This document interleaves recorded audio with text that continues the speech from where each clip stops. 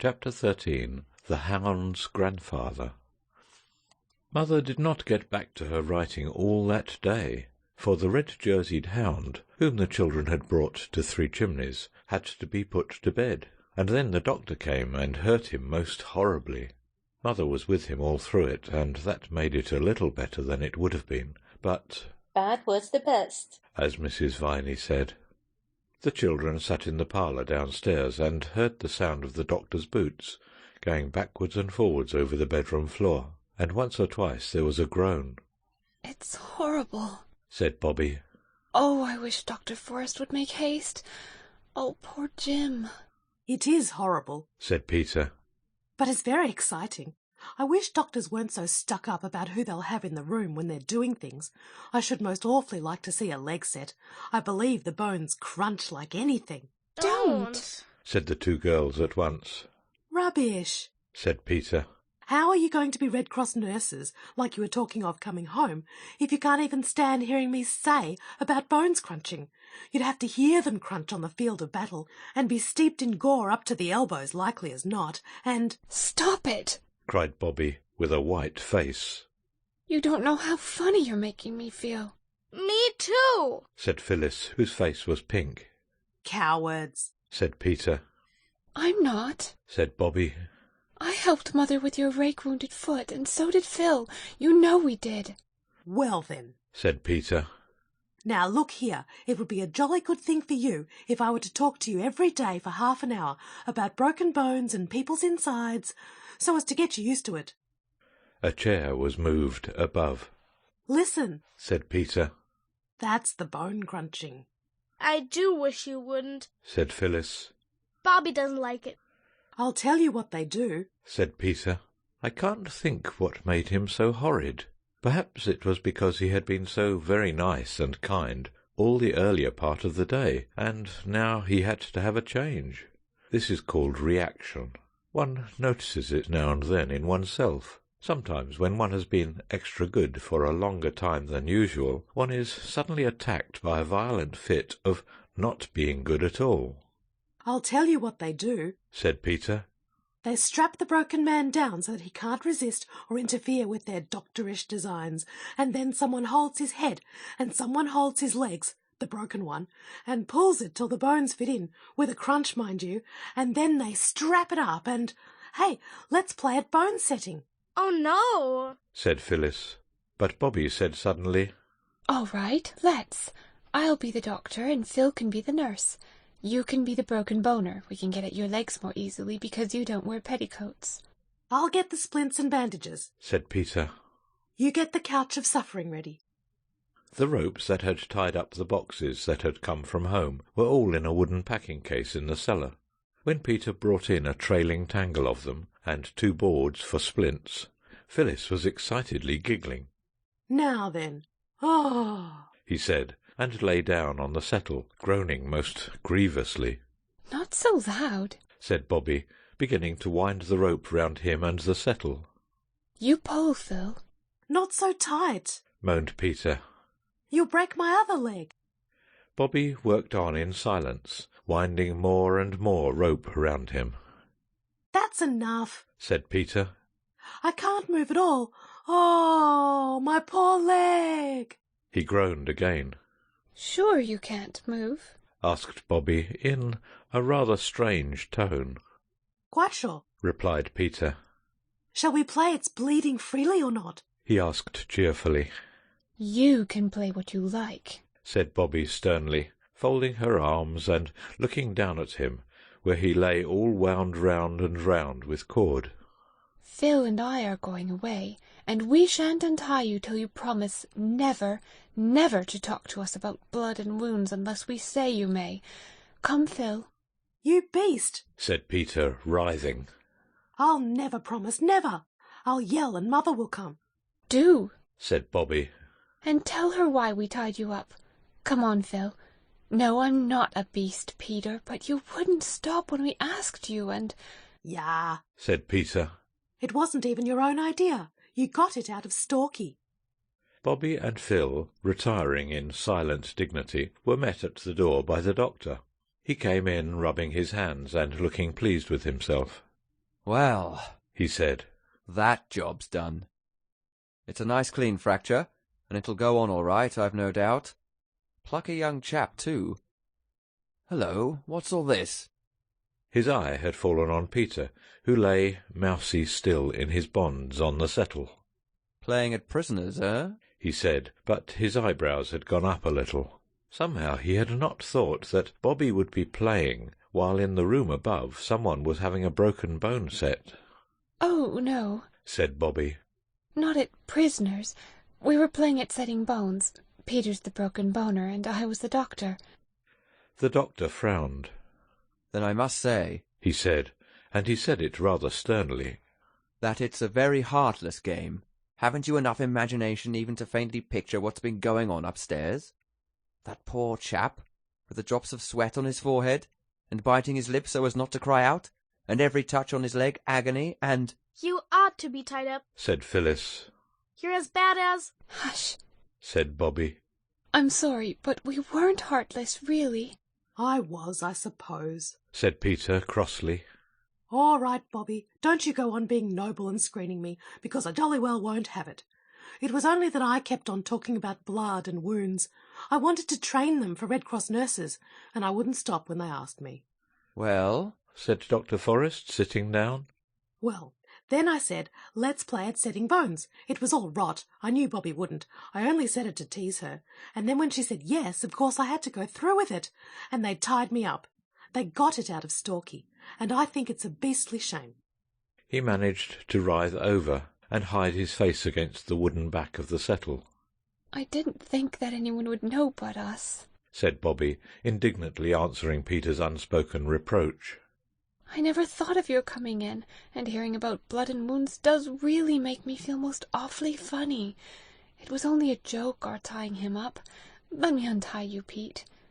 I don't care if you never untie me. Said Peter. And if that's your idea of a joke. If I were you, Said the doctor, though really he did not quite know what to say. I should be untied before your mother comes down.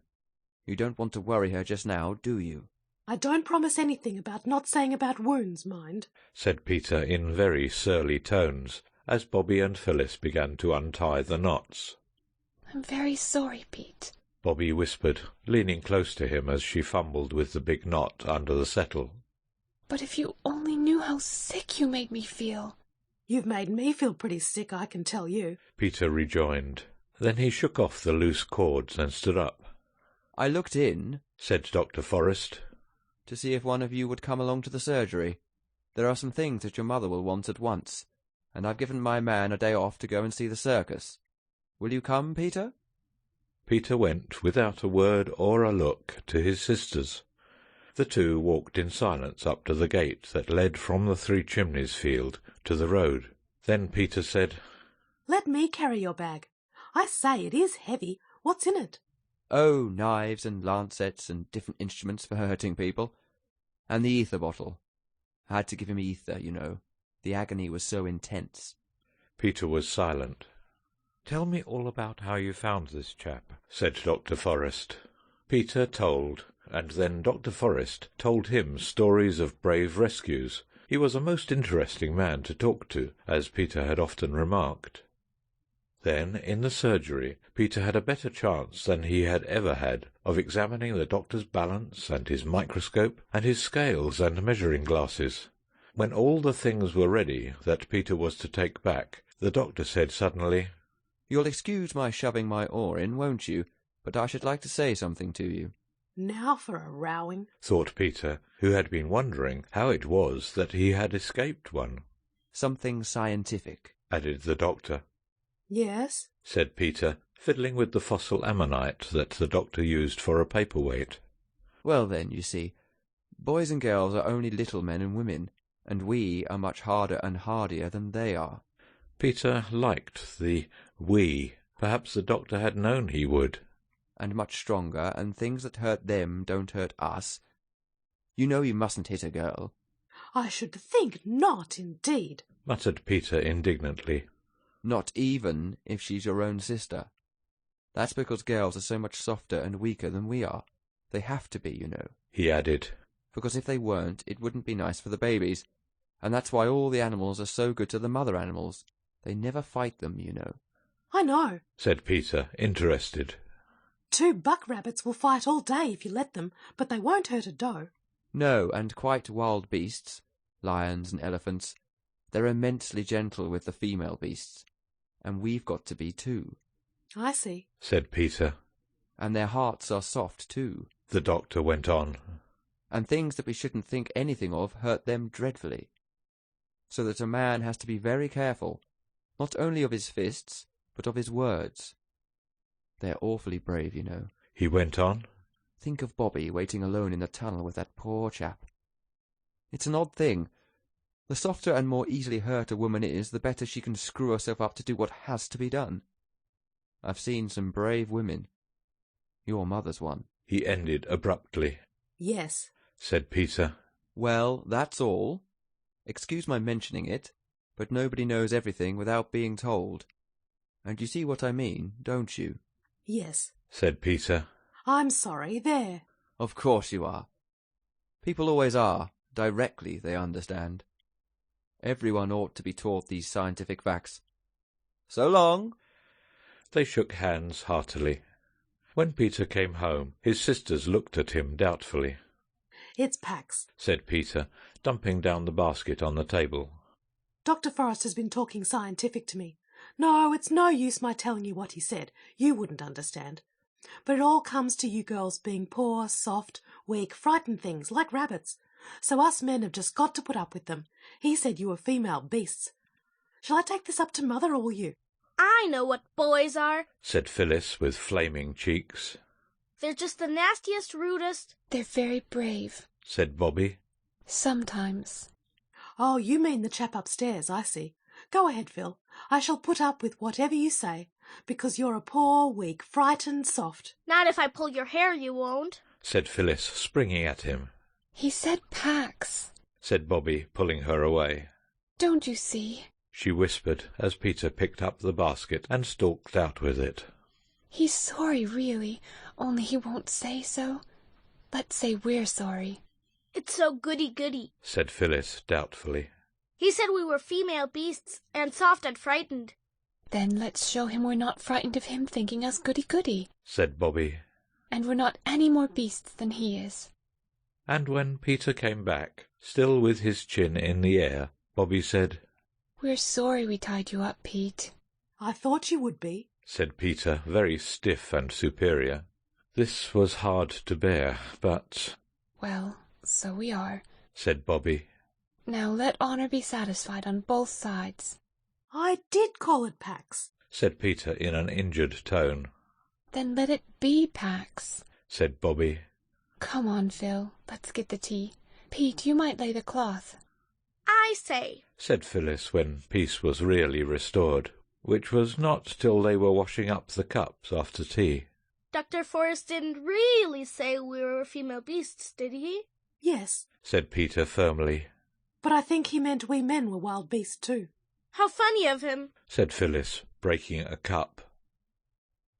May I come in, Mother? Peter was at the door of Mother's writing-room, where Mother sat at her table with 2 candles in front of her. Their flames looked orange and violet against the clear grey blue of the sky, where already a few stars were twinkling. Yes, dear, said Mother absently. Anything wrong? She wrote a few more words, and then laid down her pen and began to fold up what she had written. I was just writing to Jim's grandfather. He lives near here, you know. Yes, you said so at tea. That's what I want to say. Must you write to him, Mother? Couldn't we keep Jim and not say anything to his people till he's well? It would be such a surprise for them.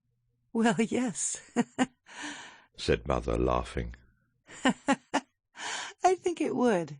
You see, Peter went on. Of course, the girls are all right and all that. I'm not saying anything against them, but I should like it if I had another chap to talk to sometimes. Yes, said Mother. I know it's dull for you, dear, but I can't help it. Next year, perhaps I can send you to school. You'd like that, wouldn't you? I do miss the other chaps rather, Peter confessed. But if Jim could stay after his leg was well, we could have awful larks. I've no doubt of it, said Mother. Well, perhaps he could. But you know, dear, we're not rich. I can't afford to get him everything he'll want, and he must have a nurse. Can't you nurse him, Mother? You do nurse people so beautifully. That's a pretty compliment, Pete. But I can't do nursing and my writing as well. That's the worst of it. Then you must send the letter to his grandfather? Of course. And to his schoolmaster, too. We telegraphed to them both, but I must write as well. They'll be most dreadfully anxious. I say, Mother, why can't his grandfather pay for a nurse? Peter suggested. That would be ripping. I expect the old boy's rolling in money. Grandfathers in books always are. Well, this one isn't in a book, said Mother. So we mustn't expect him to roll much. I say, said Peter musingly. Wouldn't it be jolly if we all were in a book, and you were writing it? Then you could make all sorts of jolly things happen, and make Jim's legs get well at once, and be all right tomorrow, and Father come home soon, and— Do you miss your father very much? Mother asked. Rather coldly, Peter thought. Awfully, said Peter briefly. Mother was enveloping and addressing the second letter. You see, Peter went on slowly. You see, it's not only him being father, but now he's away, there's no other man in the house but me. That's why I want Jim to stay so frightfully much. Wouldn't you like to be writing that book with us all in it, Mother, and make Daddy come home soon? Peter's mother put her arm round him suddenly and hugged him in silence for a minute. Then she said, Don't you think it's rather nice to think that we're in a book that God's writing? If I were writing the book, I might make mistakes. But God knows how to make the story and just right, in a way that's best for us. Do you really believe that, Mother? Peter asked quietly. Yes, she said. I do believe it. Almost always. Except when I'm so sad that I can't believe anything. But even when I can't believe it, I know it's true. And I try to believe. You don't know how I try, Peter. Now, take the letters to the post and don't let's be sad any more. Courage, courage. That's the finest of all virtues. I dare say Jim will be here for 2 or 3 weeks yet. For what was left of the evening, Peter was so angelic that Bobby feared he was going to be ill. She was quite relieved in the morning to find him plaiting Phyllis's hair onto the back of her chair, in quite his old manner. It was soon after breakfast that a knock came at the door. The children were hard at work cleaning the brass candlesticks in honour of Jim's visit. That'll be the doctor, said Mother. I'll go. Shut the kitchen door. You're not fit to be seen. But it wasn't the doctor. They knew that by the voice and by the sound of the boots that went upstairs. They did not recognize the sound of the boots, but everyone was certain that they had heard the voice before. There was a longish interval. The boots and the voice did not come down again. Who can it possibly be? They kept on asking themselves and each other. Perhaps, said Peter at last. Dr. Forrest has been attacked by a highwayman and left for dead, and this is the man he's telegraphed for to take his place. Mrs. Viney said he had a local tenant to do his work when he went for a holiday. Didn't you, Mrs. Viney? I did so, my dear, said Mrs. Viney from the back kitchen. He's fallen down in a fit, more likely, said Phyllis. All human aid is spared of, and this is his man come to break the news to Mother. Nonsense, said Peter briskly. Mother wouldn't have taken the man up into Jim's bedroom. Why would she? Listen, the door's opening. Now they'll come down. I'll open the door a crack. He did. I'm not listening, he replied indignantly to Bobby's scandalized remarks. Nobody in their senses would talk secrets on the stairs.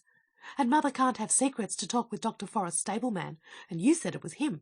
Bobby? Called Mother's voice. They opened the kitchen door, and Mother leaned over the stair railing. Jim's grandfather has come, she said. Wash your hands and faces, and then you can see him. He wants to see you. The bedroom door shut again. There now, said Peter. Fancy us not even thinking of that. Let's have some hot water, Mrs. Viney. I'm as black as your hat. The three were indeed dirty, for the stuff you clean brass candlesticks with is very far from cleaning to the cleaner. They were still busy with soap and flannel when they heard the boots and the voice come down the stairs and go into the dining room, and when they were clean, though still damp, because it takes such a long time to dry your hands properly, and they were very impatient to see the grandfather, they filed into the dining-room. Mother was sitting in the window-seat, and in the leather-covered armchair that father always used to sit in at the other house sat their own old gentleman. Well, I never did, said Peter, even before he said, "How do you do?" He was, as he explained afterwards, Too surprised even to remember that there was such a thing as politeness. much less to practice it. It's our own old gentleman. Said Phyllis, Oh, it's you! said Bobby, and then they remembered themselves and their manners and said, How do you do? very nicely, This is Jim's grandfather, Mr. said Mother, naming the old gentleman's name. How splendid. Said Peter, That's just exactly like a book, isn't it, Mother? It is rather. said Mother, smiling. Things do happen in real life that are rather like books sometimes. I am so awfully glad it is you. Said Phyllis, When you think of the tons of old gentlemen there are in the world, it might have been almost anyone. I say, though, said Peter, you're not going to take Jim away, though, are you? Not at present. said the old gentleman. Your mother has most kindly consented to let him stay here. I thought of sending a nurse, but your mother is good enough to say that she will nurse him herself. But what about her writing? Said Peter, before anyone could stop him. There won't be anything for him to eat if Mother doesn't write. That's all right. Said Mother hastily. The old gentleman looked very kindly at Mother. I see. He said, You trust your children and confide in them. Of course. said Mother. Then I may tell you of our little arrangement. He said, Your mother, my dears, has consented to give up writing for a little while and become a matron of my hospital. Oh? said Phyllis blankly. And shall we have to go away from Three Chimneys? And the railway and everything? No, darling. Said Mother hurriedly. The hospital is called Three Chimneys Hospital, said the old gentleman. and my unlucky Jim's the only patient, and I hope he'll continue to be so. Your mother will be matron, and there'll be a hospital staff of a housemaid and a cook, till Jim's well. And then will Mother go on writing again? Asked Peter. We shall see. Said the old gentleman, with a slight swift glance at Bobby. Perhaps something nice may happen, and she won't have to. I love my writing. Said Mother very quickly. I know. Said the old gentleman. Don't be afraid that I'm going to try to interfere. But one never knows. Very wonderful and beautiful things do happen, don't they? And we live most of our lives in the hope of them. I may come again to see the boy? Surely. Said Mother. And I don't know how to thank you for making it possible for me to nurse him, dear boy. He kept calling Mother, Mother in the night. Said Phyllis. I woke up twice and heard him. He didn't mean me. Said Mother, in a low voice to the old gentleman. That's why I wanted so much to keep him. The old gentleman rose. I'm so glad Said Peter. that you're going to keep him, Mother. Take care of your mother, my dears. Said the old gentleman. She's a woman in a million. Yes, isn't she? Whispered Bobby. God bless her. Said the old gentleman, taking both Mother's hands. God bless her. Ay, and she shall be blessed. Dear me, where's my hat? Will Bobby come with me to the gate? At the gate he stopped and said, You're a good child, my dear. I got your letter, but it wasn't needed. When I read about your father's case in the papers at the time, I had my doubts, and ever since I've known who you were, I've been trying to find out things. I haven't done very much yet, but I have hopes, my dear. I have hopes. Oh, said Bobby, choking a little. Yes, I may say great hopes, but keep your secret a little longer. Wouldn't do to upset your mother with a false hope, would it? oh, but it isn't false. Said Bobby. I know you can do it. I knew you could when I wrote. It isn't a false hope, is it? No, He said. I don't think it's a false hope, or I wouldn't have told you. And I think you deserve to be told that there is a hope. And you don't think father did it, do you? Oh, say you don't think he did. My dear, he said, I'm perfectly certain he didn't. if it was a false hope, it was none the less a very radiant one that lay warm at Bobby's heart, and through the days that followed lighted her little face as a Japanese lantern is lighted by the candle within. End of chapter 13.